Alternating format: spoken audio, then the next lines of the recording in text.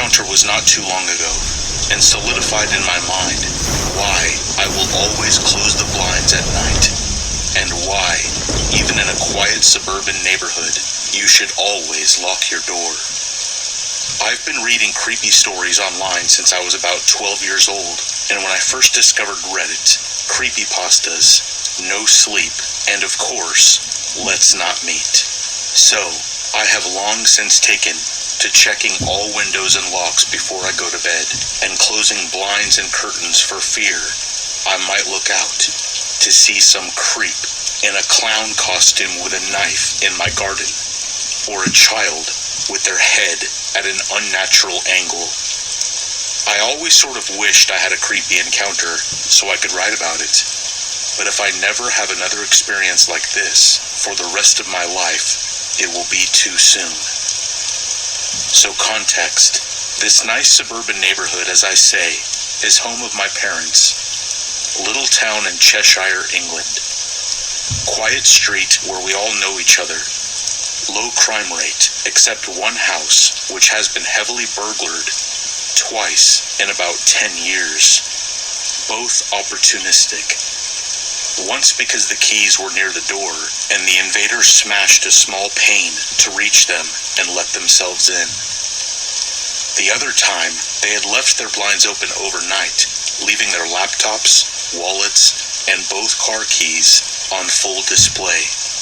I don't live with my parents anymore, but I was back in town and staying with them for a few days over summer.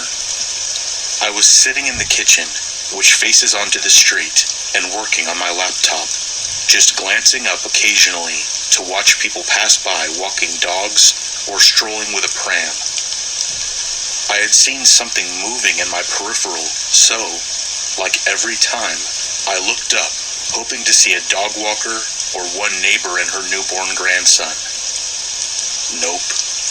Two people, a man in a semi-casual suit and a woman in plain jeans and a blouse, but they were moving weirdly. The woman had her head craned over to one of her shoulders, and her arm on that side was bent backwards and unnaturally upwards, with her hand rhythmically flicking. Her other arm randomly but smoothly glided about, guided by her elbow. It was a bit like when you try to push two magnets together at the same point of polarity.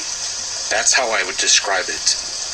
I have friends with epilepsy, and I had never seen them contort or flick like that. Not even their myoclonic jerks. The man looked more like one of those dancing inflatables you see at used car dealerships. That's the only way I could describe his movements. They walked past my parents' house, and I instinctively called to my cat, checking to see that he wasn't outside with those weirdos. I found him upstairs in my old room. He was looking out of the window, and as I followed his gaze, I see two of the kid neighbors in the double burglared house waving across to me from their parents' upstairs bedroom window. I went downstairs to tell my parents about the strange moving people, and my dad just furrowed his brow, asked if they were gone, and said to double check that the door was locked. I headed back to the kitchen to check our back door was locked. This door doesn't have any windows in it, so you can understand I jumped out of my skin when, as I put my hand on the door handle, it was pushed down from someone on the other side. I push on the door immediately before anyone can push it from outside. I also screamed because I could hear my dad call back. I hear his footsteps coming through the house. Then I hear a loud gasp on the other side of the door, and out of the kitchen window, guess who I see making a retreat? The creepy moving guy and girl. By the time my dad makes it through the house, they're gone. He doesn't seem to believe me, although he doesn't seem doubting either. These people were gone.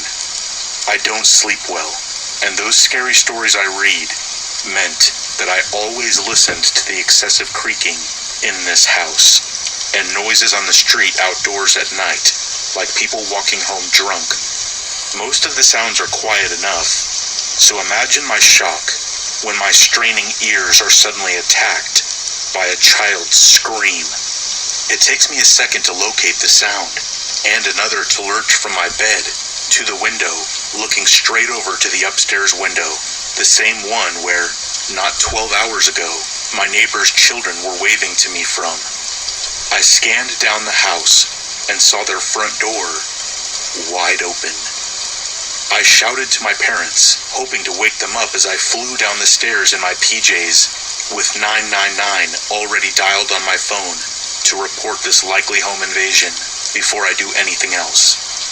I'm remembering to scream fire, not burglar, as I stride across the road, attempting to wake the other neighbors and gather support en masse. There are 2 kids and a teenager in that commonly burglared house. Kids who I babysat for 10 years, and one of them just screamed at 2 a.m. when their front door is wide open. I make sure I say this out loud to the emergency responder on the phone. As I near the door, I can see a figure inside, moving frantically.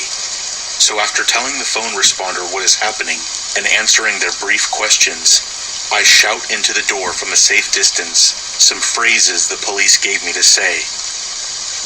The police are on their way.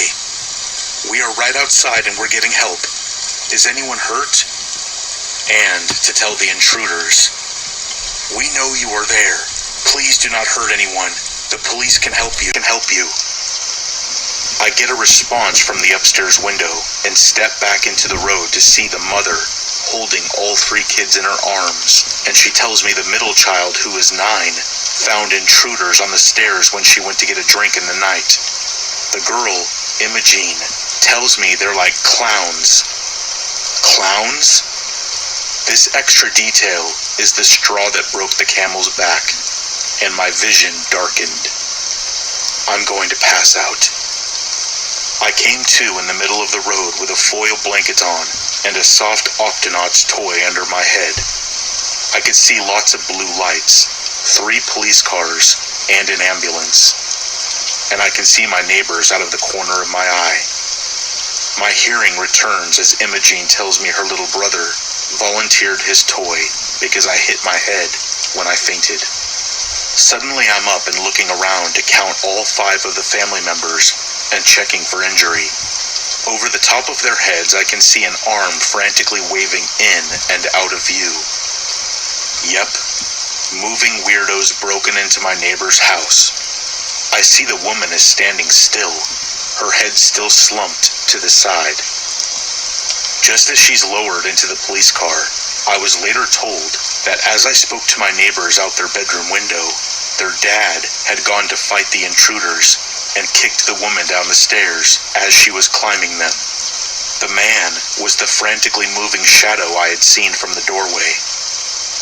Police reckoned they had been trying doors down our street and found one unlocked. I told them about the couple trying our door earlier in the afternoon.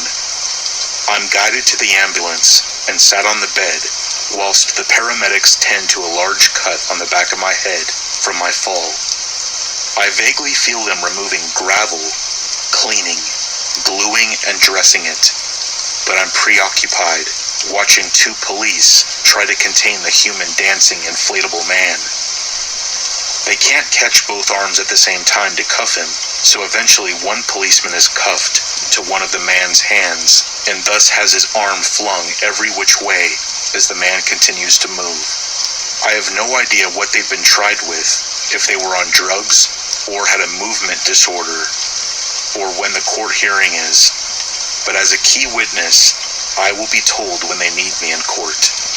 But I would happily go the rest of my life without hearing a kid scream at 2 a.m.